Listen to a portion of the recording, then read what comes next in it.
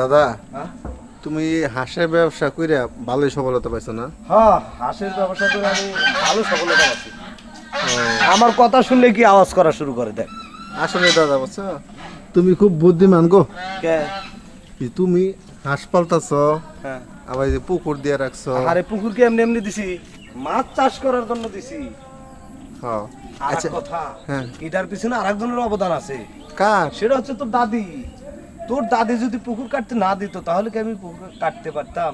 না, তা পারতাম না আসলে দাদা। মাছ ছাড়তে পারতাম? তুমি যে এই বুড়া বয়সেও এত পরিশ্রম করে এত সফলতা পাইলা, হ্যাঁ, না, আমরা যে তোমার নাতি নাতনি, হ্যাঁ, হুম। এগুলা আমাকে প্রতি একটু খেয়াল রাখবা না? আমরা কিভাবে সফলতা পাবো একটু বুদ্ধি শুদ্ধি দেও। হ্যাঁ, অবশ্যই।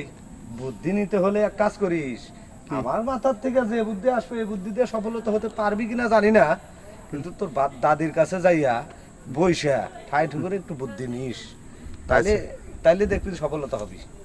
তোমার কয়টা হাঁস তাহলে? আমার এখানে এখানে দেখতেছে মাত্র লোকা 5টা, হ্যাঁ, হ্যাঁ। আর ওই পাশে আছে 95টা, 100টা আছে।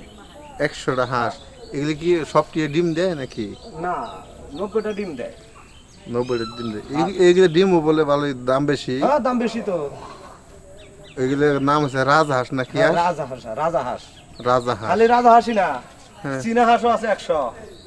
ও তাই? হ্যাঁ, আবার এই যে পুকুরটা দেখতেছস না, হ্যাঁ ও যে নৌকা দেখে, ও যে নৌকা রাখছি খাবার দেই, হ্যাঁ। আর মাঝে মাঝে তোর দাদির এই পুকুরে ডুব পাড়াই। ও, মানে কাজ চাষ কইরা এই পুকুরে গোসল দাও? হ্যাঁ হ্যাঁ। তো মাছ আবার মাছে আবার বাঁচে? মাছে বাঁচবো না কে, মাছে তো ওটা খাবার পায়। তাই? হ্যাঁ, মাঝে মধ্যে বলতে তোর দাদির ওখানে ঠোকর দেয় মাছ। এরকম?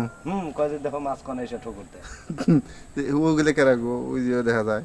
হ্যাঁ, এই আমার পুকুরের মাছ ওরা দেখতে আসছে। ও, তাহলে এক কাজ করো, কেন একটা এই পার্কের মতো মানে হেলো। বানাইছি তো, মোটামুটি পার্কের মতো বানাইছি। টিকিট সেল এখনো দেয় নাই, তো তোর দাদি কইছে যে সামনের মাস থেকে টিকিট সেল দেওয়া শুরু করবে আর কি। সুন্দর একটা আইডিয়া দাদা। হ্যাঁ। হ্যাঁ, এই যে দেখ কত সুন্দর পার্কের সিস্টেম করছি। হ্যাঁ, আবার এই যে হাঁস আছে, পুকুর আছে, এই সব মিলে মোটামুটি ভালো একটা আয় হয়। আর যদি টিকিট সেল করি মাসে এই দিন হলো 50 টাকা করেও যদি দিই, যদি 100 মানুষ আসে তাও কত টাকা? অনেক। 5,000 টাকা। 5,000 টাকা। প্রতিদিন যদি 5,000 টাকা আয় হয় তাহলে কোটিপতি হতে সময় লাগে?